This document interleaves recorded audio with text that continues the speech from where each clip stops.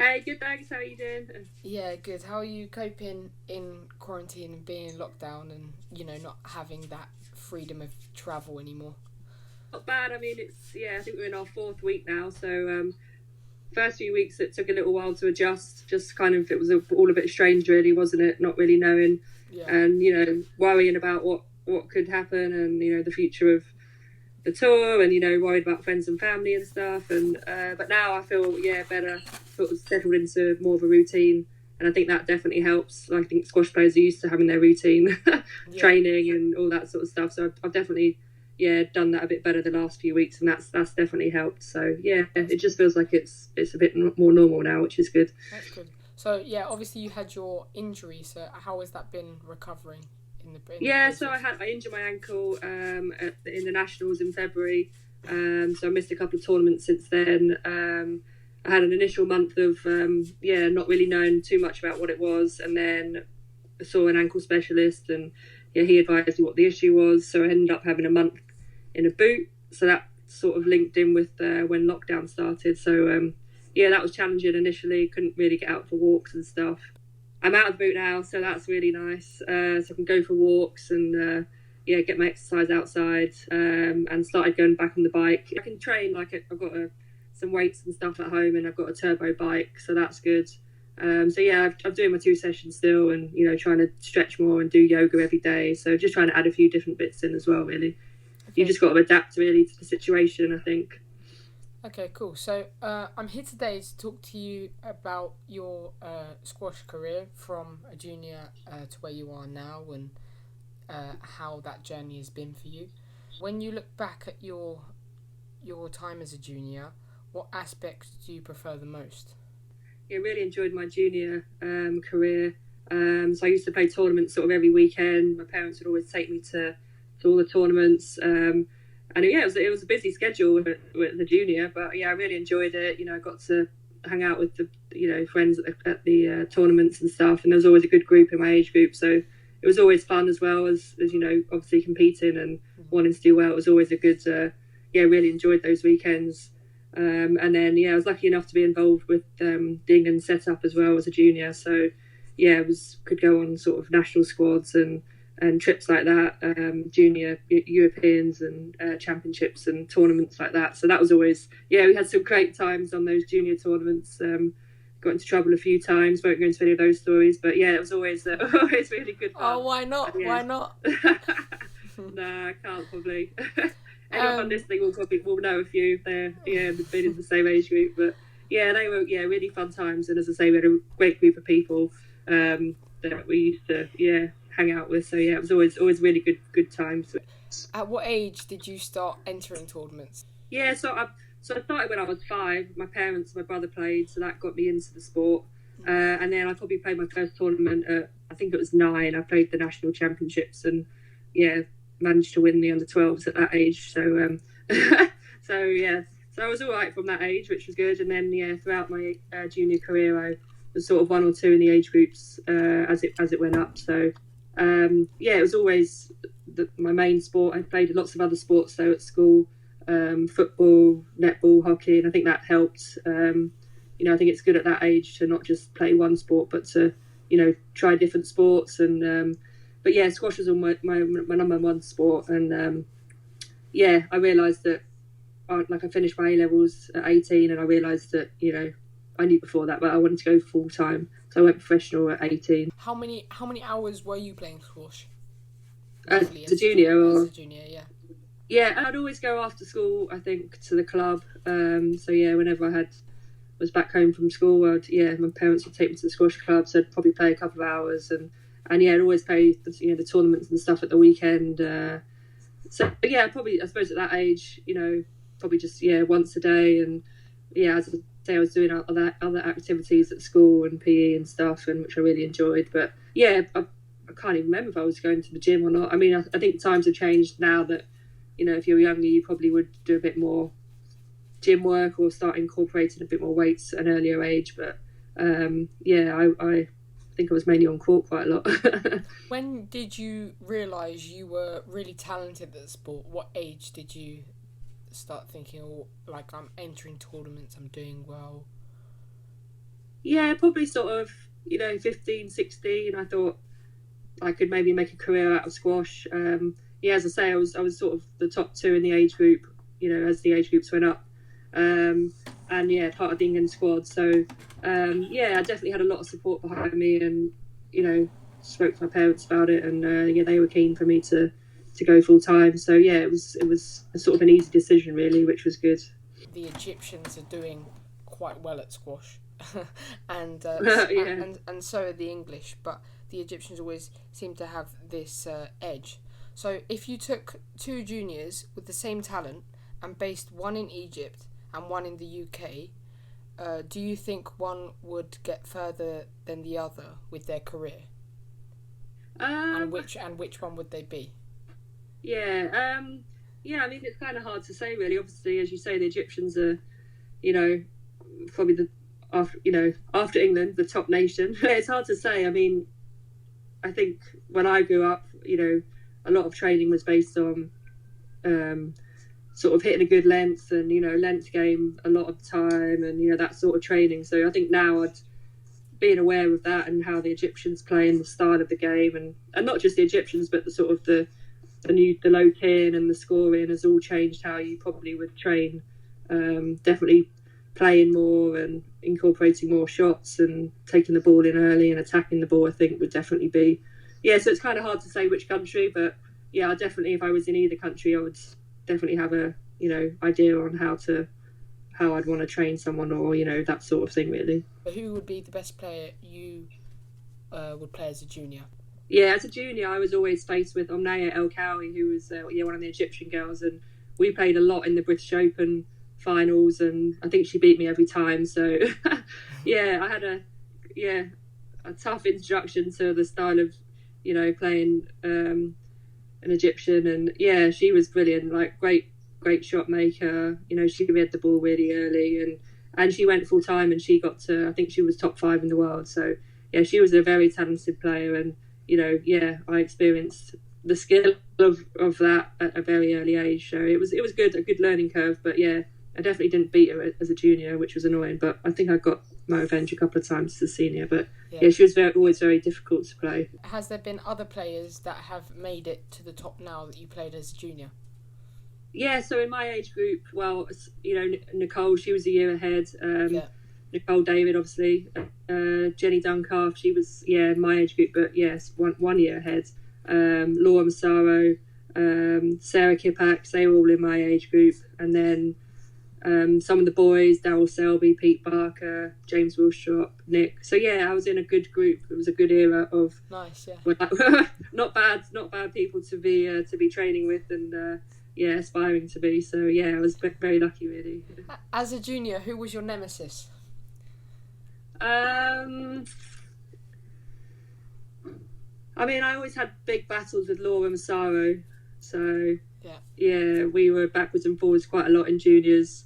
I think we were top 1 and 2 in the age group. So yeah, we always had some big battles over the years, and that carried on quite a bit in seniors as well. Yeah. So moving away from junior now, more on the professional stage. When did you think about becoming a professional squash player? At what age? Was it when you, like you say, when you left uni? Yeah, so I didn't go to uni. I finished my A levels, and then I went full time at 18. Yeah. So yeah, 18, and I'd already played a few of the PSA, well, it was WSA at the time, or Whisper at the time, tournaments before that. So I had a feel for what the sort of senior life would be. And so it was 18 when I went full time. Did you have any doubts about making that step, or were you solely confident on it? Yeah, I mean, it's always slightly nerve-wracking at that point. You don't really know what to expect. Life sort of changes a lot when you go full time. Like the training sort of 2-3 times a day. You have to get your head around that, and it's hard work initially, and it's definitely different. You're traveling a lot, you're away by yourself a lot, you've got to be more independent, so it's definitely a lot of skills that you've got to pick up pretty quickly, and also make friends and stuff. And we were lucky that, as I say, I was in a good group, so a few of us went full time at the same time, so that was an easier transition. And there was a lot of English players, so obviously that helps when you're at a tournament and you don't know someone. You've got your teammates that you can hang out with and, you know, help each other really. So yeah, I was pretty lucky with that really.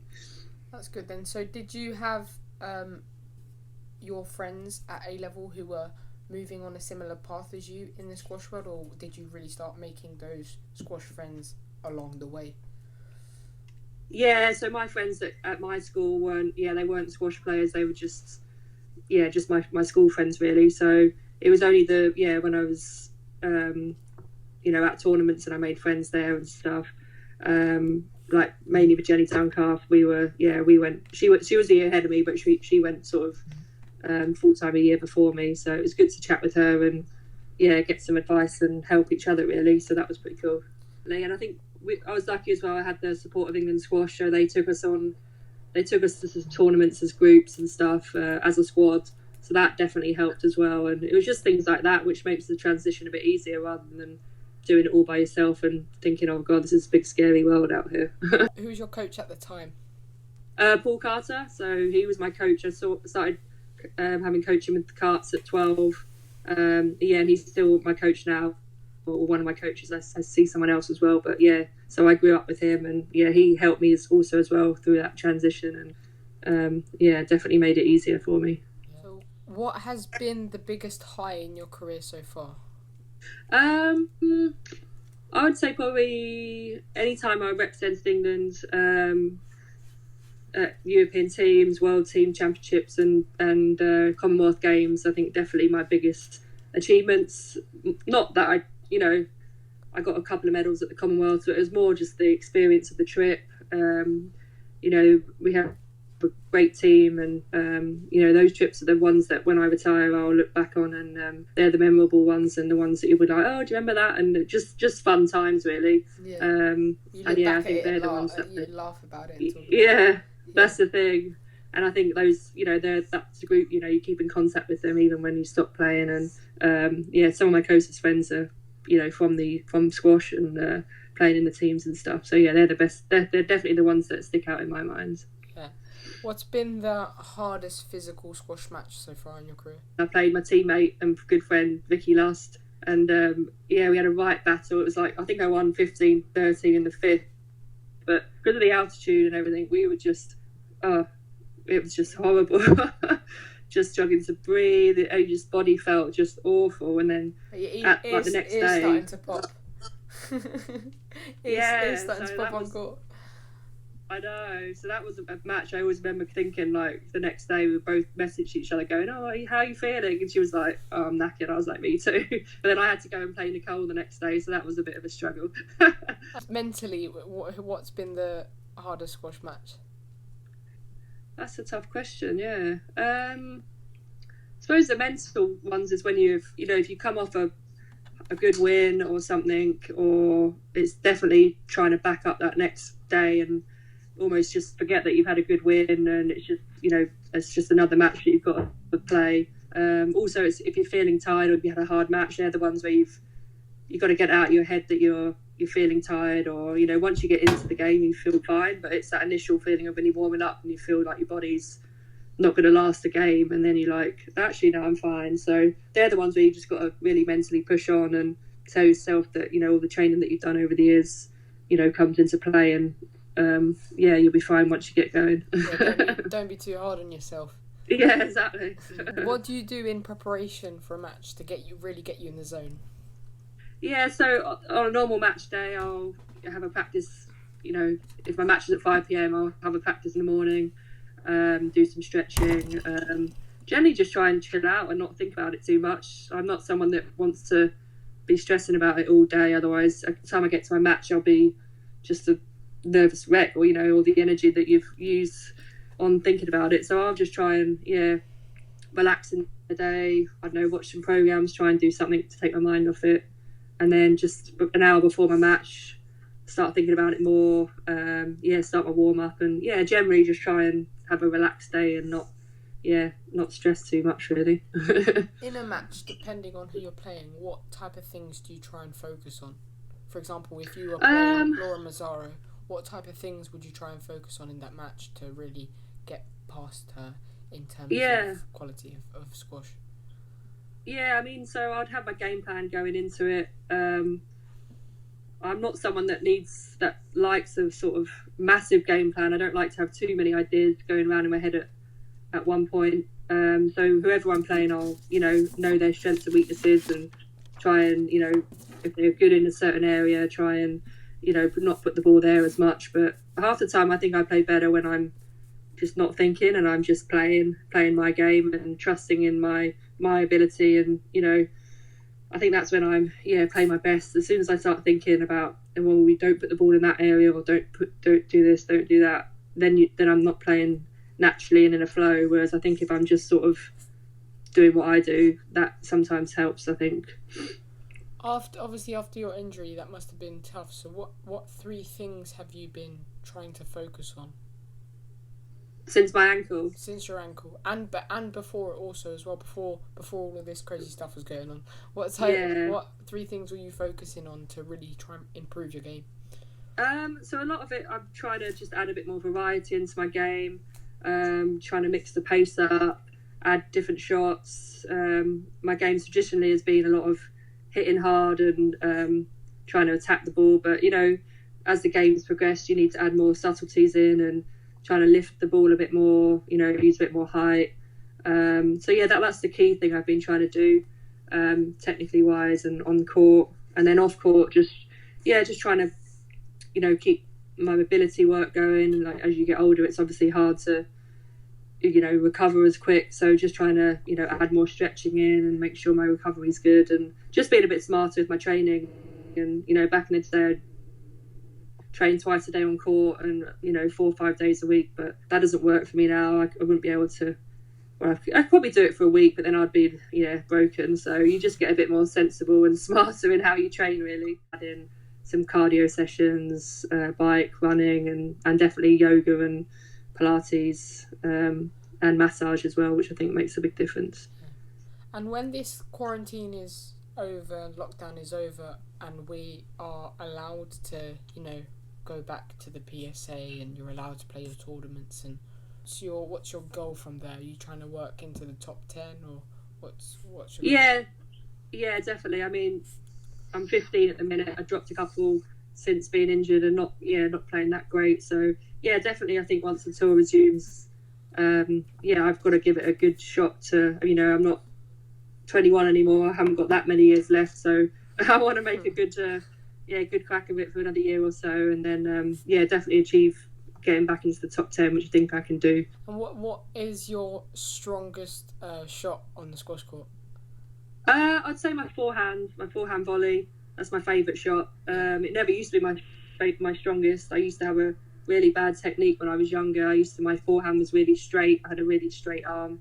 I think because I was so small, I couldn't get the ball to the back, so I'd always use the straight arm to get it to the back. So it took a while to adjust to get out of that. But looking back now, I think, I wouldn't have thought that my forehand would now be my strongest side. So yeah, that's definitely my strength, and a shot I'll always try and play if I can. Yeah, and on court, do you think your opponent tries to avoid that shot?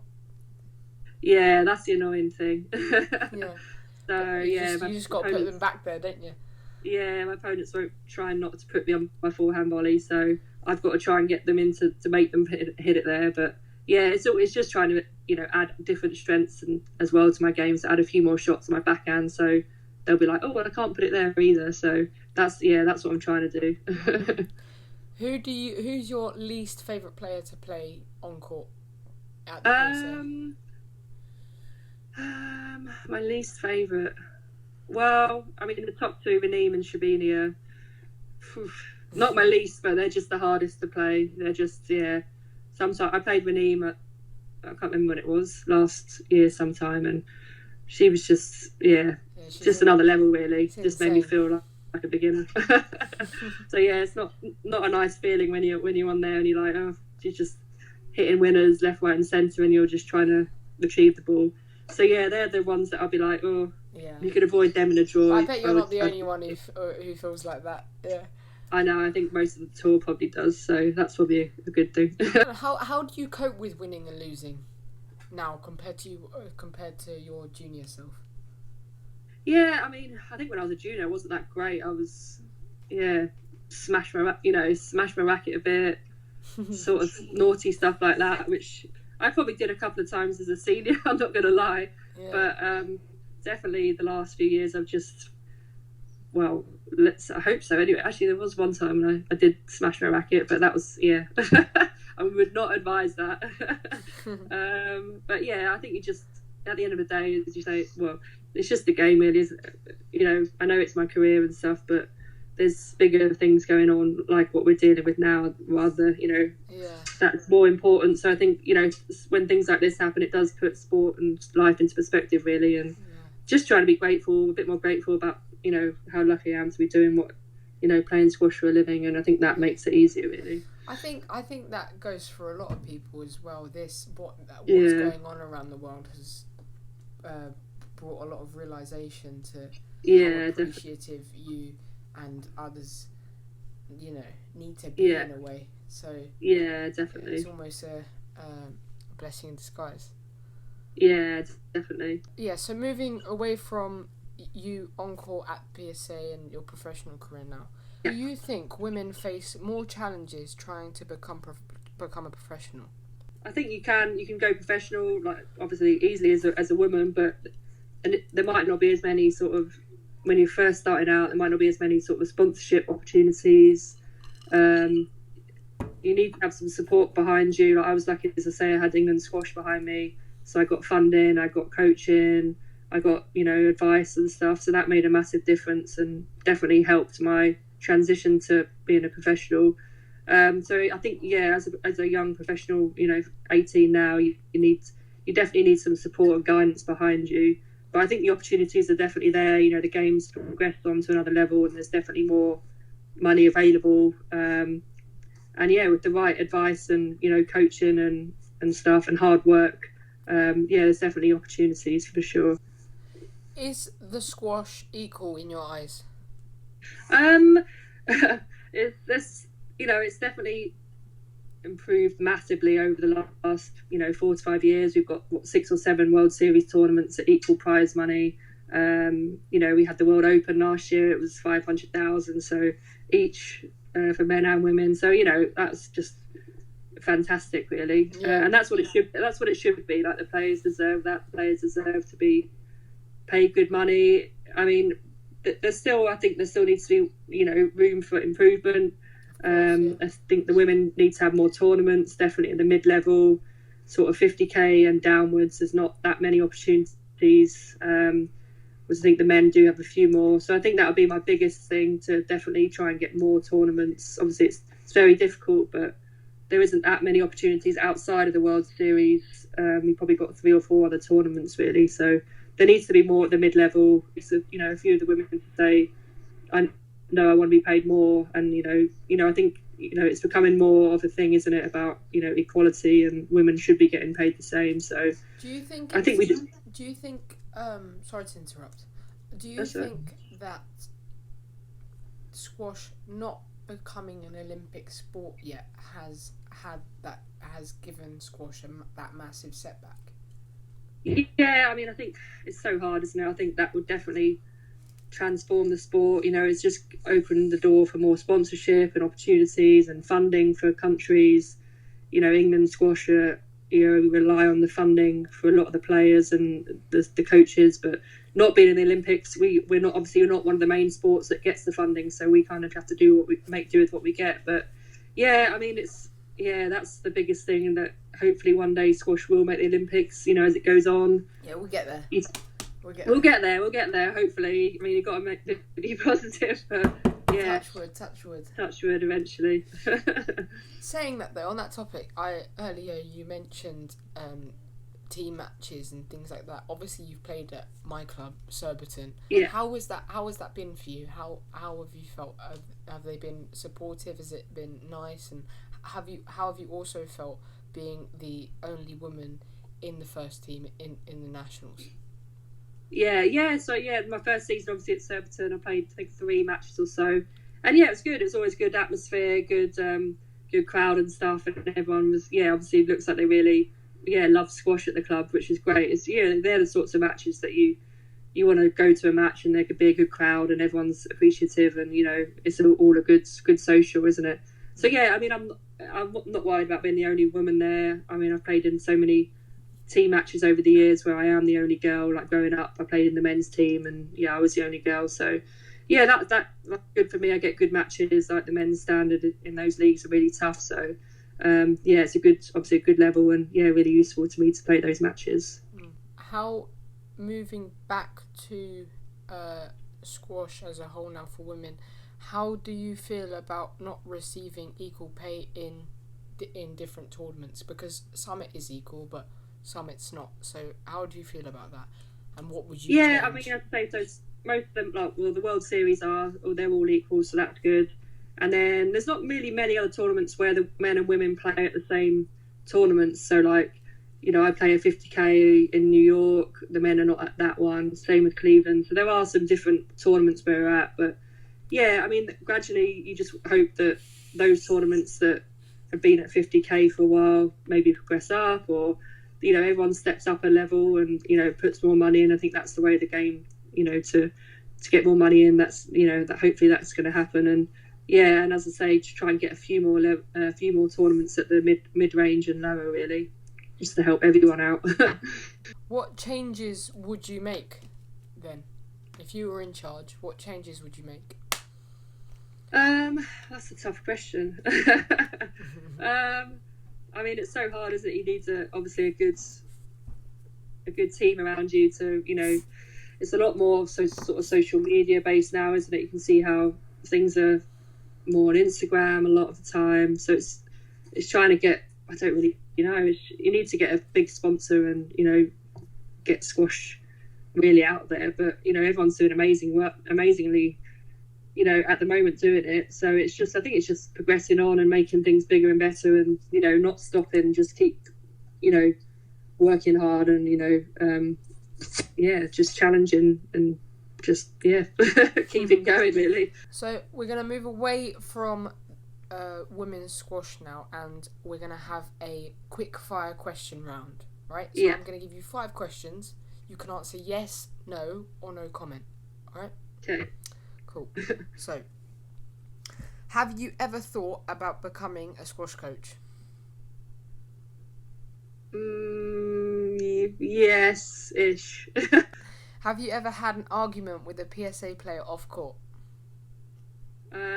Yes. Have you ever been given a contact warning which meant you had to forfeit the match? No, not the match. I've been given a contact warning, but not the match. If you had kids, would you like them to become professional squash players?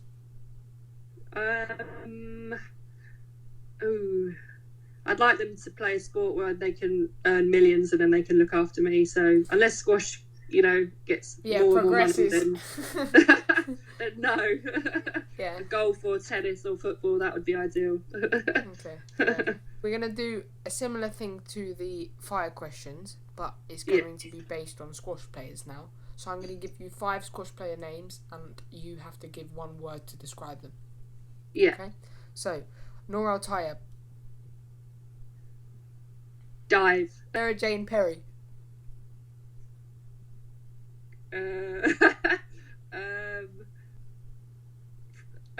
Nutter. She's one of my best mates, so she won't mind me saying that. Yeah. Crazy nutter. Laura Mazzaro. Ooh, that's tough. Tough. Nicole David.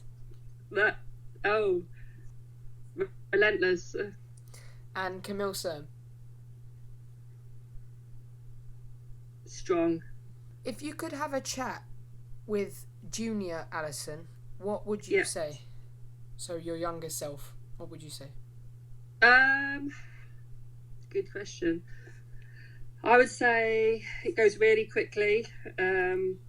Enjoy, every moment. I'm 36 now, and I would never thought that I'd be, towards the end of my career. When you first start out, you think, oh no, you're never going to get there. But yeah, it goes really quickly. So yeah, I'd say enjoy it, make the most of it, surround yourself with people that are positive, that you can learn from.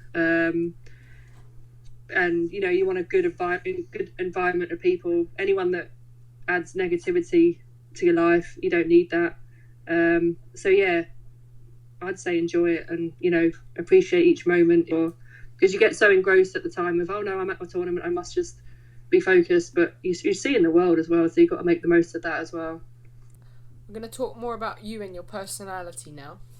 Oh god. So if you could invite 3 people to a dinner party, past or present, who would they be and why? Oh god. Just not squash people. Anyone, but not squash people. Anyone. I'd definitely invite Michael Owen. Yeah. I used to have a crush on him when I was younger. So yeah, I always wanted to meet him when I was younger. And never. I saw him once, just literally briefly, but he was turning up to a training camp at Lilleshall where they used to train, and he drove in as we were drove out. So that was my one moment of seeing him. But yeah, I'd like to invite him to dinner. Roger Federer, I love the way he plays tennis. Yeah. He's just fantastic. I'd probably like to pick his brain. They'd all be sports people, I think, just to it's a good one. And one more. Oh my god, I'm trying to think of someone. Oh god, who else would I want for dinner? Maybe a top chef so they can cook. Makes sense. For a drink, what drink would you be? Ooh. An amaretto, like cocktail or something. That's my favourite drink. That's the quickest answer I've received out of all the interviews I've done. Oh my god, really? Quickest answer. No, busted. Who is the worst squash roomie? The worst squash roomie? Well, let's stitch you up here. Probably Sarah Jane Perry. she's my current roomie now. Yeah. Used to be Jenny Duncalf, and now it's SJ. So yeah, she's the worst roomie that I could wish for. She's very messy. Her stuff is everywhere. But yeah, we get on well, so that's fine. And lastly, to finish off, I've been firing you with loads of different questions. Is there any questions that you would like to ask me? Who's your favourite squash player? Who's my favourite? Male first, then female? Yes. Okay. No pressure on the female. So, male probably would have to be either Ali. Yeah. Or Marwan. Oh, interesting. Yeah. And female, of course, it's got to be Alison Waters. Of course, it's me. Yeah. Aside from me, who would it be? Aside from you, I'd probably have to say El Walili, just because she's insane around the. That's the end of the video. Thanks so much to everyone at home for watching. Thank you so much again, Alison, for taking the time out to do this with me. And for everyone at home, please don't forget to like, subscribe, and I'll see you in the next one. So first we'll do anyone, and then the second one will be 3 squash players. Anyone. David Attenborough. Yeah.